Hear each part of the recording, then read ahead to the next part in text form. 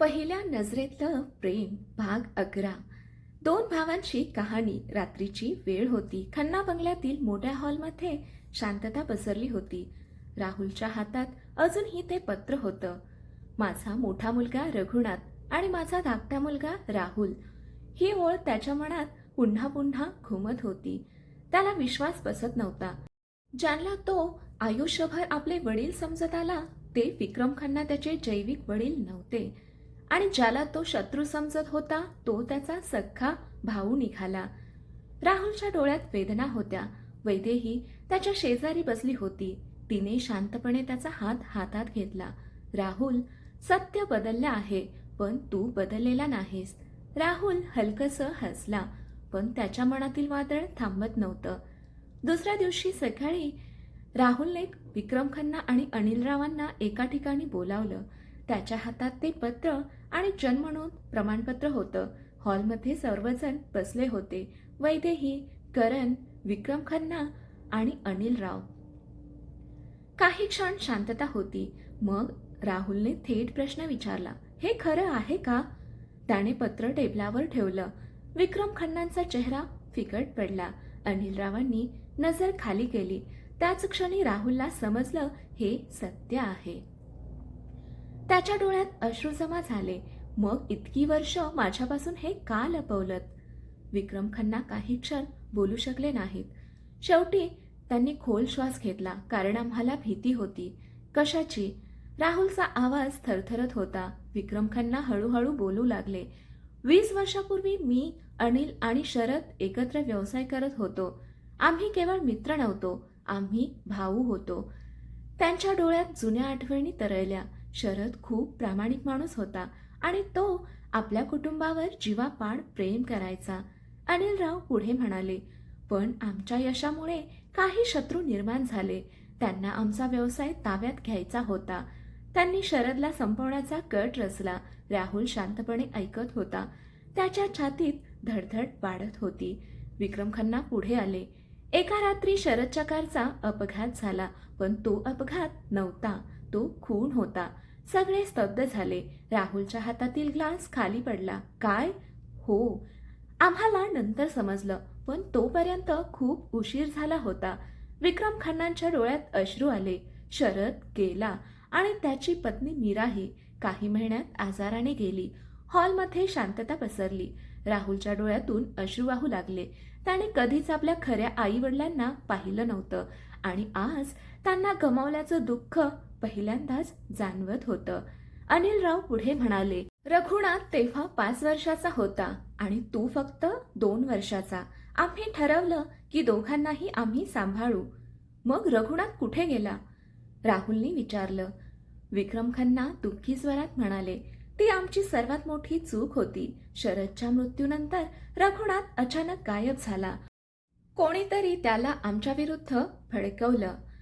त्याला वाटलं आम्हीच त्याच्या वडिलांच्या मृत्यूला जबाबदार आहोत. राहुलच्या मनात सगळं स्पष्ट होऊ लागलं. म्हणूनच रघुनाथ इतका द्वेष करत होता. त्याला वाटत होतं त्याच्या वडिलांचा खून विक्रम आणि अनिल यांनी केला. वास्तवात ते स्वतः सत्य शोधण्याचा प्रयत्न करत होते, पण त्या गैरसमजाने 2 भावांना एकमेकांचे शत्रू बनवलं. राहुलच्या डोळ्यात वेदना दाटल्या. म्हणजे रघुनाथला कधीच सत्य कळलं नाही? विक्रम खन्नांनी मान हलवली. नाही, आणि कदाचित म्हणूनच तो सुडाच्या आगीत जळत राहिला. तेवढ्यात करण धावत आत आला. त्याच्या चेहऱ्यावर चिंता स्पष्ट दिसत होती. राहुल, काय झालं? करणचा आवाज गंभीर होता. जेलमधून फोन आला होता. सगळे त्याच्याकडे पाहू लागले. रघुनाथ तुझ्याशी भेटायची मागणी करतोय. राहुल स्तब्ध झाला. माझ्याशी? हो. करण पुढे आला आणि म्हणाला, आणि तो म्हणतो राहुलला माझ्याबद्दलचं शेवटचं सत्य सांगायचं आहे. हॉलमध्ये पुन्हा शांतता पसरली. कारण अजूनही काहीतरी लपलेलं होतं आणि ते सत्य 2 भावांच्या नशिबाला कायमचं बदलवणारं होतं. तुरुंगातील भेट. रघुनाथची भेट घ्यायची की नाही हा प्रश्न राहुलच्या मनात सतत फिरत होता. कालपर्यंत तो त्याचा सर्वात मोठा शत्रू होता. आज अचानक समोर आलेल्या सत्यामुळे तो त्याचा सख्खा भाऊ ठरला होता. रात्रभर राहुलला झोप लागली नाही. खिडकीजवळ उभा राहून तो विचार करत होता. जर रघुनाथला आधीच सत्य माहीत असतं तर, जर त्याला कळलं असतं की राहुल त्याचा भाऊ आहे तर कदाचित इतका द्वेष, इतका संघर्ष आणि इतका त्रास कधीच झाला नसता. तेवढ्यात वैदेही त्याच्या जवळ आली. काय विचार करतोयस? राहुलने तिच्याकडे पाहिलं. मला त्याला भेटावं का? वैदेही काही क्षण शांत राहिली. मग ती हळूच म्हणाली, उत्तर तुलाच शोधायचं आहे. पण एक गोष्ट नक्की, काही प्रश्नांची उत्तरं मिळाली नाहीत तर ती आयुष्यभर मनात राहतात. राहुलने तिचे शब्द मनात साठवले. दुसऱ्या दिवशी सकाळी राहुल, करण आणि वैदेही शहरातील मध्यवर्ती तुरुंगात पोहोचले. मोठ्या लोखंडी दरवाजातून आत जाताना राहुलच्या मनात अनेक भावना होत्या. राग, वेदना, गोंधळ आणि कुठेतरी खोलवर दडलेली आपुलकी. कारण समोर भेटायला जाणारा माणूस त्याचा भाऊ होता. तुरुंग अधिकाऱ्याने त्यांना एका भेटीच्या खोलीत नेलं. काही क्षणांनी दुसऱ्या बाजूचा दरवाजा उघडला आणि रघुनाथ आत आला. पहिल्यांदाच राहुलने त्याला इतका शांत पाहिलं. ना अहंकार, ना राग, ना सुडाची आग, फक्त थकवा आणि पश्चाताप. दोघे काही क्षण एकमेकांकडे पाहत राहिले. शेवटी रघुनाथ हलकसा हसला. तर अखेर तुला सत्य कळलं. राहुल काही बोलला नाही. त्याच्या मनात खूप काही होतं. रघुनाथ पुढे म्हणाला, तुला माहिती आहे का, मला आपल्या नात्याबद्दल फक्त 3 महिन्यांपूर्वी समजलं. राहुलच्या डोळ्यात आश्चर्य उमटलं. काय? हो, मी एका जुन्या फाईलमध्ये आपली जन्मनोंद पाहिली. तेव्हा मला कळलं की तू माझा भाऊ आहेस. खोलीत शांतता पसरली. राहुलच्या मनात नवीन प्रश्न निर्माण झाला. मग त्यानंतरही तू हे सगळं का केलंस? रघुनाथच्या डोळ्यात वेदना उमटली. कारण खूप उशीर झाला होता. माझ्या आयुष्यात फक्त द्वेष उरला होता आणि त्या द्वेषाने मला आंधळ केलं होतं. राहुल शांतपणे ऐकत होता. रघुनाथ पुढे म्हणाला, मी तुला दुखवू इच्छित नव्हतो, पण विक्रम खन्ना आणि अनिल देशमुख यांना शिक्षा द्यायची होती. मला वाटत होतं त्यांनीच आपल्या वडिलांचा खून केला, पण ते खोटं होतं. पहिल्यांदाच रघुनाथच्या डोळ्यात अश्रू आले. मी चुकीच्या लोकांचा द्वेष करत राहिलो आणि त्या द्वेषात माझं आयुष्य संपवलं. राहुलच्या मनातला राग हळूहळू कमी होत होता. कारण त्याला जाणवत होतं रघुनाथ गुन्हेगार होता, पण तोही परिस्थितीचा बळी होता. तेवढ्यात रघुनाथने खिशातून एक जुना फोटो बाहेर काढला. तो फोटो अधिकाऱ्याने राहुलकडे दिला. फोटोत 2 लहान मुलं होती. एक 5 वर्षाचा मुलगा आणि दुसरं 2 वर्षाचं बाळ. रघुनाथ आणि राहुल त्यांच्या आई वडिलांसोबत. राहुलच्या डोळ्यात पाणी आलं. त्याने आयुष्यात पहिल्यांदाच आपलं खरं कुटुंब पाहिलं होतं. रघुनाथ हळू आवाजात म्हणाला, हा फोटो मी 20 वर्ष जपून ठेवला, कारण तू माझ्याकडून हरवलेला एकमेव माणूस होतास. राहुल काही क्षण काहीच बोलू शकला नाही. त्याच्या डोळ्यातून अश्रू वाहू लागले. तेवढ्यात रघुनाथचा चेहरा गंभीर झाला. पण मी तुला इथे बोलावलं ते फक्त यासाठी नाही.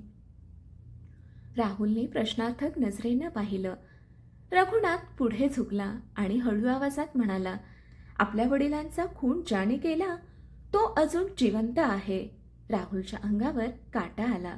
काय? रघुनाथने मान हलवली. हो, आणि तो माणूस अजूनही आपल्या जवळच आहे. राहुल, वैदेही आणि करण स्तब्ध झाले. कारण त्यांना वाटलं की सत्य समोर आलं आहे.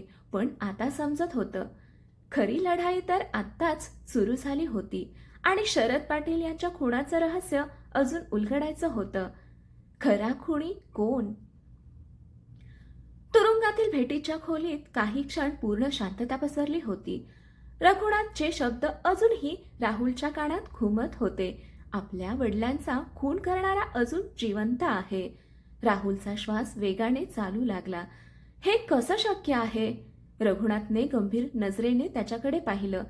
कारण मी सत्य शोधत होतो राहुल, आणि माझ्या हातात काही पुरावे लागले. वैदेही आणि करणही लक्षपूर्वक ऐकत होते. रघुनाथ पुढे म्हणाला, वर्षानुवर्ष मला वाटत होतं की विक्रम खन्ना आणि अनिल देशमुख दोषी आहेत. पण काही महिन्यांपूर्वी मला एक जुनी डायरी मिळाली. ती आपल्या वडिलांची होती. राहुलच्या डोळ्यात आश्चर्य उमटलं. बाबांची डायरी? हो. त्यात त्यांनी काही लोकांबद्दल लिहिलं होतं, ज्यांनी त्यांना सतत धमक्या दिल्या होत्या. रघुनाथने टेबलवर एक कागद ठेवला. त्यावर एक नाव लिहिलं होतं, मधुसूदन राणे.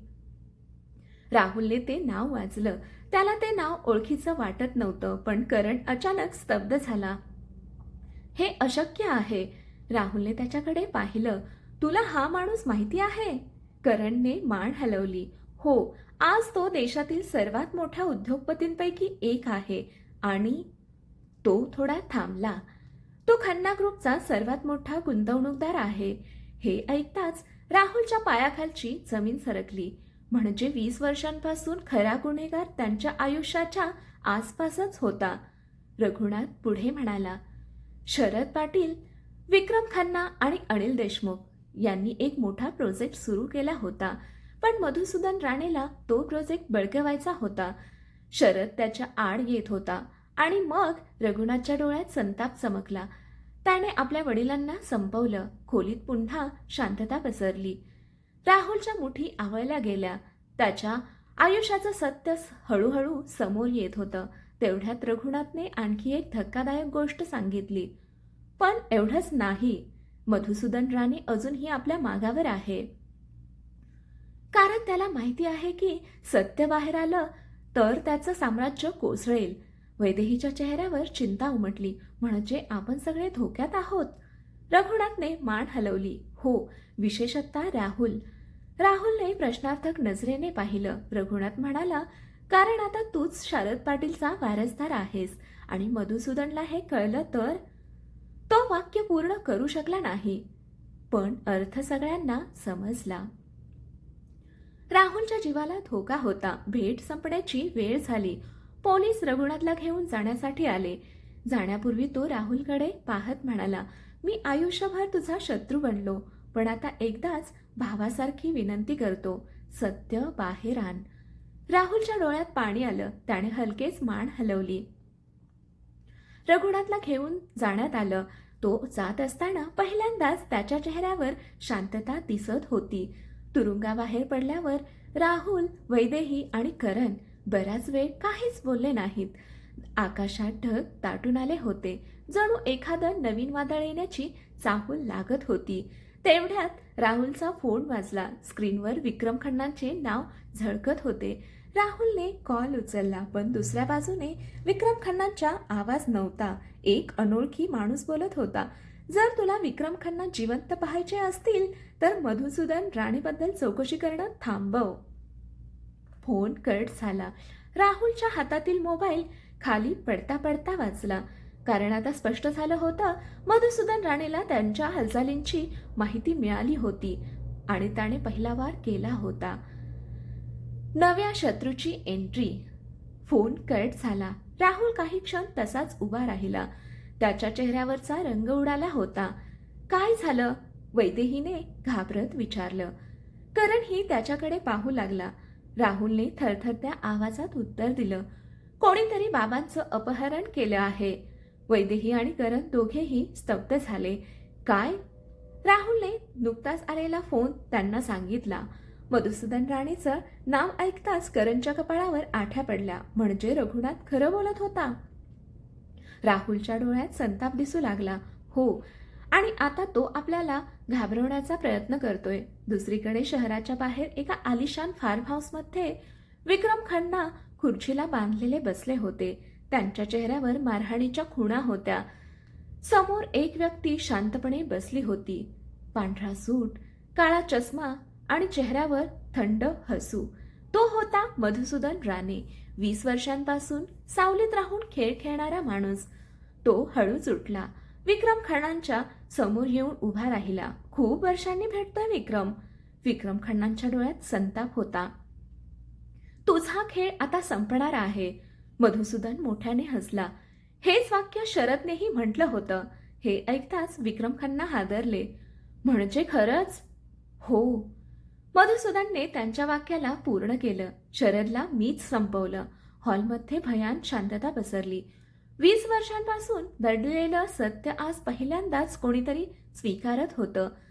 मधुसूदन पुढे म्हणाला, तो माझ्या मार्गात आला होता आणि मला माझं साम्राज्य उभारायचं होतं, म्हणून मला त्याला हटवावं लागलं. विक्रम खन्नांच्या डोळ्यात अश्रू दाटले. शरदच्या मृत्यूचं दुःख आज पुन्हा जागं झालं होतं. दुसरीकडे राहुल, वैदेही आणि करण खन्ना बंगल्यात पोहोचले होते. घरात गोंधळ उडाला होता. विक्रम खन्ना खरोखर गायब झाले होते. त्यांचा फोन बंद होता. सुरक्षा रक्षकही जखमी अवस्थेत सापडले. राहुलने लगेच तपास सुरू केला.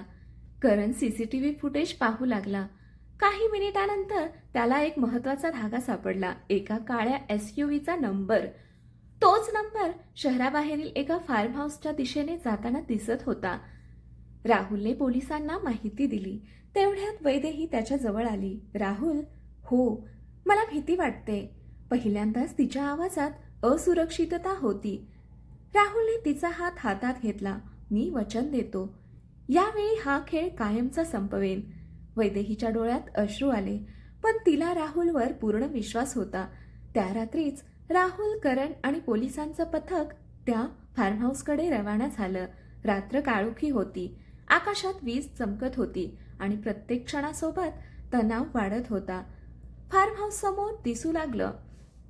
सगळे सावधपणे पुढे सरकू लागले, पण त्यांना माहिती नव्हतं मधुसूदन राणेला त्यांच्या येण्याची आधीच खबर मिळाली होती आणि त्याने राहुलसाठी एक असा सापळा रचला होता जो रघुनाथच्या सर्व डावांपेक्षाही अधिक धोकादायक होता.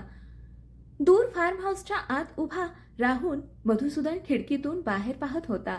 त्याच्या ओठांवर एक थंड स्मित उमटलं. तो हळूच पुटपुटला, स्वागत आहे राहुल पाटील.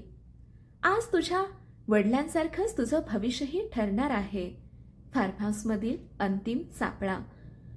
काळोखाने भरलेली रात्र, आकाशात चमकणाऱ्या विजा आणि शहरापासून दूर उभं असलेलं ते भव्य फार्म हाऊस. आज अनेक वर्षांपासून दडलेलं सत्य समोर येणार होतं.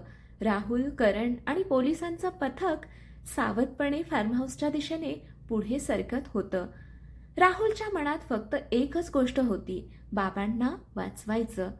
त्याला आता विक्रम खन्ना जैविक वडील नसल्याचं कळलं होतं, पण त्यांचं प्रेम, त्यांचा आधार, त्यांचे संस्कार हेच त्याचं खरं कुटुंब होतं. दुसरीकडे फार्म हाऊसच्या आत मधुसूदन राणे शांतपणे एका मोठ्या हॉलमध्ये बसला होता.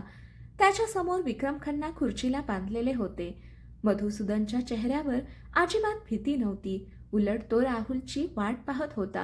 शेवटी शरदचा मुलगा माझ्यासमोर येणार, तो स्वतःशीच हसत म्हणाला. तेवढ्यात त्याच्या एका माणसाने येऊन सांगितलं, सर, राहुल फार्म हाऊस जवळ पोहोचला आहे. मधुसूदनच्या चेहऱ्यावर समाधान उमटलं. सगळे तयार राहा, आजचा खेळ विसरण्यासारखा नसावा. बाहेर पोलिसांनी संपूर्ण परिसराला घेराव घातला. करणने नकाशा पाहत राहुलला सांगितलं, मुख्य प्रवेशद्वार धोकादायक आहे, तेथे नक्कीच सापळा असेल. राहुलने मान हलवली. मग मागच्या बाजूने जाऊ. सगळे सावधपणे फार्म हाऊसच्या मागच्या बाजूने आत शिरू लागले. सगळं व्यवस्थित सुरू होतं, पण अचानक धाड धाड धाड गोळीबार सुरू झाला. सगळे दचकले. मधुसूदनच्या माणसांनी आधीच त्यांना पाहिलं होतं. राहुल आणि पोलिसांनी ताबडतोब प्रतिकार केला. संपूर्ण परिसर रणांगण बनला. गोळ्यांचा आवाज, धूर आणि गोंधळ. काही मिनिटात अनेक गुंड पकडले गेले, पण मधुसूदन अजूनही सापडत नव्हता. राहुल आतल्या हॉलमध्ये पोहोचला. तिथे त्याला विक्रम खन्ना दिसले. बाबा. राहुल त्यांच्या दिशेने धावला, पण अचानक करण मोठ्याने ओरडला, राहुल थांब. राहुल क्षणभर थांबला. करणच्या नजरेस जमिनीवर काही वायर दिसल्या होत्या. संपूर्ण हॉलमध्ये स्फोटकं लावली गेली होती. राहुलच्या अंगावर काटा आला. हा आणखी एक सापळा होता. तेवढ्यात स्पीकरमधून मधुसूदनचा आवाज घुमला, शाबास राहुल, तू इथपर्यंत आलास, पण आता तुला 2 पर्याय आहेत. राहुलचा राग अनावर झाला. समोर ये मधुसूदन. मधुसूदन हसला. घाई करू नकोस, आधी निर्णय घे. अचानक एका मोठ्या स्क्रीनवर टायमर सुरू झाला. 10 मिनिट.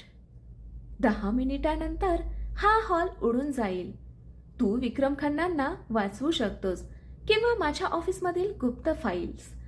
राहुल गोंधळला. फाईल्स? हो, त्या फाईल्समध्ये शरद पाटीलच्या खुनाचे पुरावे आहेत. मधुसूदनचा आवाज थंड होता. जर फाईल्स नष्ट झाल्या तर सत्य कायमचं दफन होईल. हॉलमध्ये शांतता पसरली. एका बाजूला विक्रम खन्ना, दुसऱ्या बाजूला 20 वर्षांचं सत्य. पुन्हा एकदा राहुल समोर अशक्य निवड उभी राहिली. विक्रम खन्नांनी ओरडून सांगितलं, राहुल, फाईल्स वाचव. सत्य बाहेर येणं जास्त महत्वाचं आहे. राहुलच्या डोळ्यात अश्रू आले. त्याला पुन्हा एकदा प्रिय व्यक्ती आणि सत्य यांच्यात निवड करावी लागत होती. तेवढ्यात करणच्या मोबाईलवर एक मेसेज आला. तो मेसेज पाहताच त्याचा चेहरा बदलला. राहुल, मला वाटतं आपण दोन्ही वाचवू शकतो. राहुलने आश्चर्याने त्याच्याकडे पाहिलं. करणने स्क्रीन दाखवली आणि ते पाहताच राहुलच्या चेहऱ्यावर आशेची एक किरण उमटली. कारण मधुसूदनच्या योजनेत एक मोठी चूक झाली होती आणि ती चूकच त्याच्या साम्राज्याचा अंत ठरणार होती. भाग 12 मध्ये आपण पाहू मधुसूदनची शेवटची चूक काय असेल. कथा इथपर्यंत आवडली असेल तर या कथेला लाईक करा, शेअर करा, कमेंट करा आणि आपल्या चॅनेलला सबस्क्राईब करा. कथा इथपर्यंत वाचल्याबद्दल आणि ऐकल्याबद्दल धन्यवाद.